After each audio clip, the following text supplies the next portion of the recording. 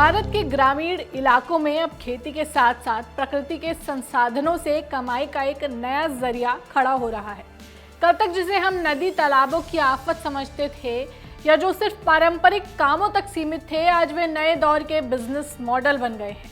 बात हो रही है जलकुंभी, रिंगाल और जूट की।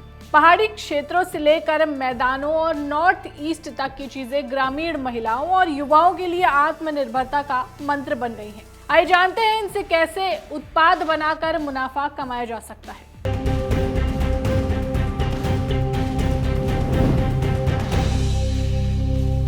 मिली असम की इन महिलाओं से जिन्होंने पानी की आफत मानी जाने वाली जलकुंभी को अपनी कमाई का जरिया बना लिया है।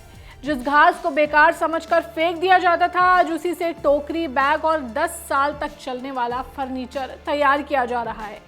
देखिए कैसे एक छोटा सा हुनर और 10 दिन की ट्रेनिंग ग्रामीण महिलाओं की जिंदगी बदल रही है। ये लॉन्ग टाइम चल सकता है, बहुत अच्छा लास्टिंग करता है, ये टूटता भी नहीं है, खराब भी नहीं होता। ये सड़ता नहीं होगा क्योंकि पानी में या कभी से तो सड़ जाता होगा ना।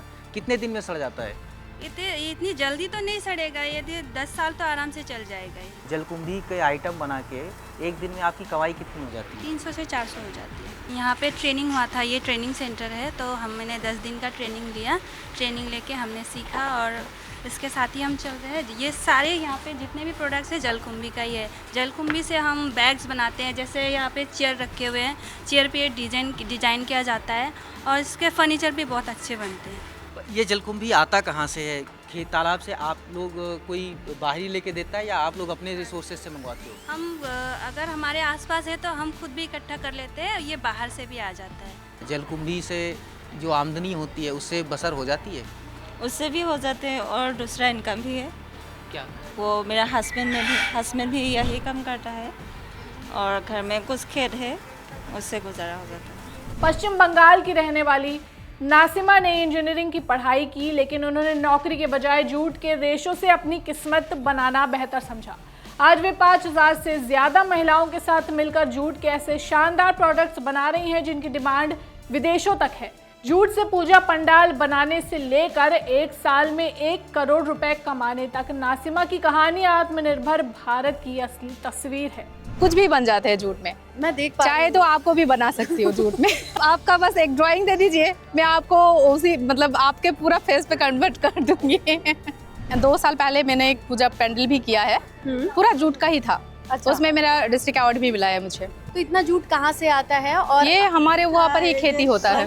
ये बहुत सारा प्रोडक्ट है। हम लोग तो अभी मतलब 50 लाख के ऊपर भी प्रोडक्ट लेके आया है, पर अभी खोलने का जगह नहीं है। ये इतना सामान बनाते हैं तो खैर आपके पास 5000 लोग हैं जो रेगुलर काम करते हैं? रेगुलर काम करते हैं। ये थोड़ा कम के हिसाब से अप डाउन भी होता है, मतलब जब जैसा काम रहते हैं कभी बढ़ाना पड़े तो बढ़ाना भी होता है। तो मार्केट और ऑर्डर कैसे आते हैं आपके? ऐसे तो हम लोगों का एक्सपोर्टर से थोड़ा ये है, हमारे यहाँ से ज्यादा फॉरेन में इसका डिमांड है। साल भर का क्या टर्नओवर होता होगा? कभी कभी तो 0 में भी आ जाते हैं, कभी कभी मतलब 1 करोड़ तक भी पहुंच जाते हैं। जो रॉ मटेरियल्स है इसका क्या भाव है, मतलब क्या प्राइस है इसका लेबर चार्ज क्या है, ऊपर से मुझे कितना प्रॉफिट रखना है, इसमें कितना मतलब वेस्टेज जा रहे हैं, उसके हिसाब से एक कितना प्रॉफिट ऑन एन एवरेज रखती हूँ? मतलब एवरेज तो आप कुछ भी रख सकते हैं, 5% से लेके 20% तक। उत्तराखंड के पहाड़ों में पाया जाने वाला रिंगाल अब सिर्फ एक जंगली घास नहीं बल्कि हजारों महिलाओं की तरक्की का जरिया बन गया है।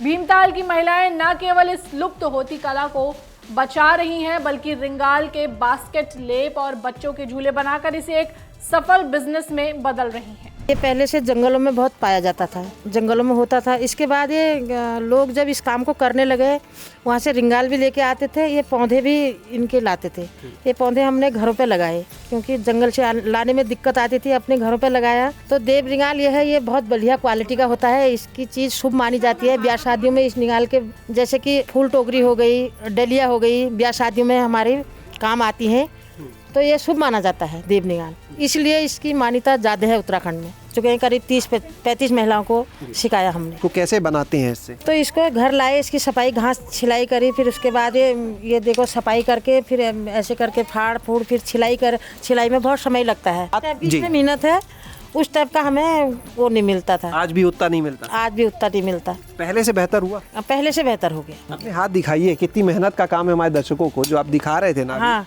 ये आप देख सकते हैं जगह जगह कटे हुए आपको हाथ दिखेंगे। ये पेन स्टैंड है जी। और ये है रोटी का। इसको बनाने में कितना समय लगता होगा ये रोटी वाला? एक जना बनाएगा तो 2 दिन लग जाएंगे। कितने का होगा ये? अब वैसे तो हम इसको ऐसे ही देते हैं 500 तक का। ये लैंप सेट है। ये तो बांस का लग रहा है शायद। ये बैम्बू का है। और ये रिंगाल का है, देव रिंगाल का। हाँ, ये देव रिंगाल है, ये बैम्बू है। सिर्फ ये टोकरियाँ सजावट के सामान ही नहीं बनते बल्कि इस तरह के बड़े झूले भी बनाए जा रहे हैं जो बच्चों के लिए हैं। तो ये बड़ा शानदार झूला बना दिया। हाँ सर, बना दिया। फिर हम तो बनाते ही हैं। हमारे पहाड़ों में, उत्तराखंड में, गांव में लोग इसी में बच्चे को सुलाते हैं। सेफ रहता है बच्चा, तो इसमें चल के बच्चा चलना भी सीखता है और गिरने का डर नहीं। कितने का है ये? 2-2.5 हज़ार का। मिट्टी से गंदे हो गए ये जो भी चीजें आप लोग बना रहे हैं, तब क्या करें, कैसे साफ करें? इसको धुलना पड़ता है, धो के सुखा लो। कितनी बिक्री हो जाती है यहाँ से? कभी 5,000 भी हो जाती है, कभी 6,000 भी हो जाती है, कभी 100-200 भी हो जाती है। तो आपने देखा कि कैसे स्थानीय संसाधनों और थोड़ी सी तकनीक ने गांव की तस्वीर बदल दी है। जलकुंभी, बांस और जूट अब कई महिलाओं की आजीविका का आधार है। यह पहल बताती है कि अगर सही दिशा मिले तो महिलाएं आर्थिक रूप से कितनी सशक्त हो सकती हैं। ये जानकारी आपको कैसी लगी हमें कमेंट कर जरूर बताएं। ऐसी ही वीडियोस के लिए जुड़े रहें गांव जंक्शन के साथ। नमस्कार।